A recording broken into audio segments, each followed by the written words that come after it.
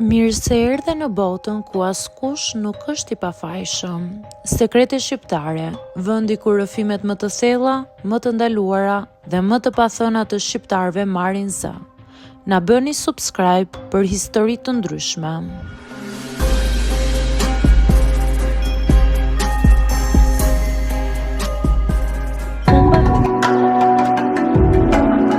Nuk e kam thënë kurrë me zë të lartë këtë histori. Edhe tani, teksa e rikujtoj, më kap një shtrëngim në stomak. Unë quhem Rea, tashmë jam 29 vjeçe dhe gjithmonë kam jetuar me ndjenjën e fajt për atë që kam bërë në moshën 22 vjeçare. Gjithçka filloi nga një turp i kot, një pasiguri që ma ushqeu shoqëria, komentet e të tjerëve dhe ndjenja që duhet të isha e denjë për njeriu që doja. As nuk e dija se sa shumë po e dëmtoja veten, thjesht nga frika se mos më gjykonin.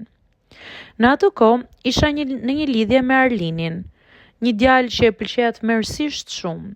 Ai ishte i bukur, i sigurt, i pjekur dhe me eksperiencë. Të gjithë thoshnin që kishte pasur shumë lidhje para meje. Unë nga ana tjetër, isha e turpshme, e ndrojtur dhe nuk e kisha jetuar asnjë eksperiencë të thellë sentimentale, jo më pastaj intime.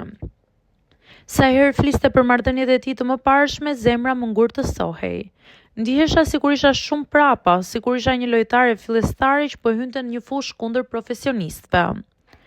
Një ditë më zuri në gojë fjalinë që më përndjek faktikisht edhe sot e kësaj dite. Më tha, e rëndësishme është të jemi të sinqertë. Nuk më pëlqen kur dikush sillet si i pafajshëm, por në fakt nuk është. Nuk tha asgjë drejt për mua, por unë e mora personalisht. Dhe më shkoi në mendje se ai do të zhgënjehej kur të merrte vesh se unë isha ende pa përvojë.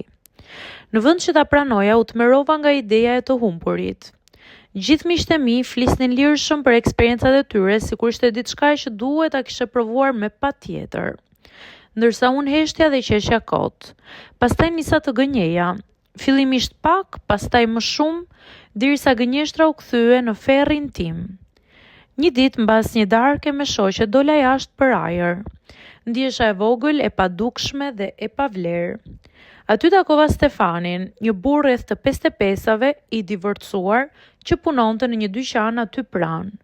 Njiheshim me sy sepse pinim kafe në të njëjtën zonë. Ai ishte gjithmonë i sjellshëm, një gjë që unë e vlerësoja. Nuk e di pse i tregova kaq shumë. Ndoshta më dukej më i huaj se kushdo. Ose ndoshta sepse më pa ashtu siç isha dhe nuk më gjykoi. I thash çdo gjë, frikën time, pasigurinë, marrëzinë time për të mos u dukur e papërvojë. Ai më dëgjoi i heshtur, pastaj tha: "Rea, mos e bëj këtë për askënd. Kush të do siç je." Do doja ta kisha dëgjuar atë fjali, por frika ime fliste më fort se çdo këshill. Në javët që pasuan, unë nisa të takoja më shpesh Stefanin si një njeri që më jepte paqe. Jo si mashkull, as si mundësi, thjesht si dikush që nuk më bënte të ndihesha e vogël. Por një nga ato ditë të turbullta, unë mora vendimin më të keq të jetës. Vendimin që sot nuk do ta merrja më kurrë. I thash Stefanit atë që doja të bëja, edhe arsyen pse. Ai u trondit, më tha disa herë se po e çoja veten dëm, por unë nuk u ndala. Isha aq e friksuar nga humbja e Arlinit sa nuk mendova për veten time. Stefani nuk ishte një burr i keq. Ishte thjesht një njeri që gjeti përballë një vajzë të humbur, të çoroditur, të ngarkuar me pasiguri që nuk i meritonte. Pas asaj dite më zuri një boshllëk i ftohtë, i pajet, një lloj turpi që ngjitet në lëkurë dhe nuk të ndahet më. Isha bindur se do të ndihesha më e sigurt, më e rritur, por ndjeva të kundërtën, ndjeva një humbje, pendes dhe një dhimbje që nuk dija ku ta çoja. Kur e takova me Arlinin pas disa ditësh, ai më pa në sy dhe më tha: "Mua më pëlqen që je pikërisht kështu. Nuk dua të kesh qenë me askënd para meje." Sikur dikush të më kishte goditur në gjoks, sikur e gjithë bota të më ishte rrëzuar mbi kokë. U ndava prej tij pak javë më vonë, jo sepse më detyroi, por sepse nuk doja ta mbaja gënjeshtrën mbi vete. Ai kurrë nuk e mori vesh të vërtetën, por unë e mora vesh dhe kaq mjaftonte. E shmanga për muaj të tërë Stefanin. Nuk isha guxim ta shihja as atë në sy. E dija se nuk kishte faj në vendimin që unë mora. Ishte frika ime dhe jo ai. por ai ishte pjesë e kujtimit dhe unë nuk doja ta përballoja. Kur më pare rastësisht pas shumë muajsh, më tha vetëm kaq: "Shpresoj ta falësh veten një ditë të reja." Atë ditë qava shumë, jo për atë që ndodhi, por për vajzën që isha në atë kohë. Vajzë e humbur, e ndikuar nga të tjerët dhe e pafuqishme. Sot jam 29 vjeçe. Ende kam disa plagë që nuk janë shëruar plotësisht, por kam mësuar diçka thelbësore.